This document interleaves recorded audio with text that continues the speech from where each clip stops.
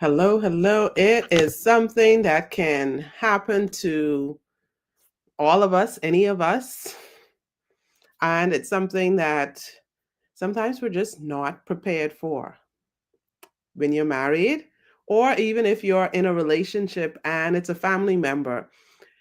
When you think about that in sickness and not in health, but in death, how are you going to handle it? Are you prepared to deal with that situation? So, whether it's something that is happening to someone who is close to you, or it is someone um, in your immediate family, it hurts. It hurts. That's the sting of death. Welcome, everyone, to Unique Couple Sunday Night Live. I am Linda Wright Patrick, and I am excited to be here today. When we talk about these issues, it's not exciting to talk about it, but it's the conversations that we need to have. It's those things that we need to talk about that we don't, that we sweep under the rug, and then it happens, and then we are baffled and we're overwhelmed, and it happened, and it happens to us. It happens. And so I think it's 2 weeks ago, last week, we faced a death in our family, a very close person um, in our family, and it has indeed devastated us. And during that time, I'm just not thinking about the person that we lost. I was even thinking about how would this impact us in the future. I'm thinking about, oh, what is it going to be like for us, Vito and I, as a couple? How are we going to navigate if we have these issues coming up? So it's the sickness part first. And then I have to ask myself, and we have to take a moment and ask ourselves, how are we going to deal with sickness? What if our spouse has a long term illness or a disability, something that happens and they're unable to care for themselves? Are we prepared mentally to deal with it? Are we prepared financially to deal with it? Those are the questions. And so when the death happened, those were the questions that were coming. And more than that, and the questions that were coming, it was, what are we going to do? How are we going to navigate through all of the things that need to happen in order to, it's like, bury a loved one?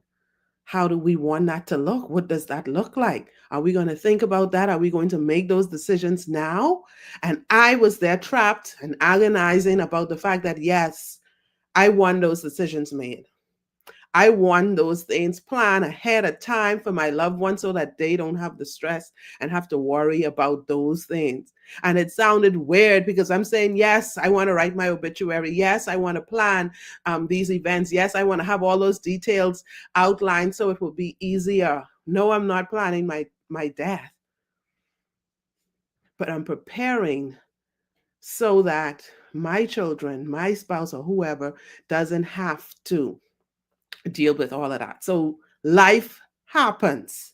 And within life, there is death. But before death, there might be a long term illness that happens. There might be something that happens to you or your spouse. How are you going to deal with that? Are you going to be like, I think it was Casey and JoJo, a popular artist, that said, I'll love you even when your hair turns gray or when you put on a little weight? Are you still going to be there for your spouse when those things happen? Are you going to love them through all of that? Or are you going to be the one to abuse or neglect or treat them illy because you're frustrated or you're angry? And the key to making sure that that part of your relationship survives is how you treat each other now. And more than how you treat each other now, it's for you to enjoy the moments you have together now as a couple. Enjoy not just your spouse, enjoy the time you have with family, cherish the time you have with friends, make those memories, make those moments matter, let them count, because it could be gone in a flash. It could be gone today, not even tomorrow. How are you going to navigate through those things? Write it down. We had a great mentor of ours who created this entire legacy booklet, and when I thought of the idea, and she was explaining all of this and the idea of what was needed, and being able to make sure that, hey, your estate and everything is settled, and you're leaving a legacy behind for your children, and everything is secured. And I thought that was so powerful. I have to share. I'll share the link for that booklet with you. You can go ahead and check it out. But it's those things. Yes, we want to date and court, and then we want to be married, and we think that, yes, that's a bed of roses and everything is okay, but things happen. We get sick. Our spouse may get sick. It might be a short term illness, it might be a long term illness. We don't know, but we have to prepare mentally, physically, spiritually. We have to make sure financially that we have everything outlined so that we can take care of each other. We can love each other even in those difficult times. So life happens. Sickness may happen. And we don't wish it. We don't want it to happen, but we have to be intentional and plan, because things happen. And you don't want to be left unprepared. And so today I implore you to love louder, love longer, love stronger, love deeper, love intentionally. Take the time to love and care for each other, for your spouse, for your children, for your family members, because it is the only time you have is now. You can't depend on tomorrow, because tomorrow may never arrive. You could plan for it. Yes, you can plan those activities and those engagements, and you could go ahead and follow us and get all the tips in our Unique Couples Marriage Club. You can go ahead and get our book and get all of the tips and everything that we offer in here. Look at the suggestions that we give for finances, dollars and cents. You can go and write your couple's vision. Here are the do's and don'ts that couples have shared with us that we've included in the book. You can go ahead and do all of that plan. Work the plan. Don't wait until late. Don't put everything off. You know you need to do the things, do them now. Be intentional about your loving, be intentional about your marriage, be intentional about your relationship, because it matters. Start today.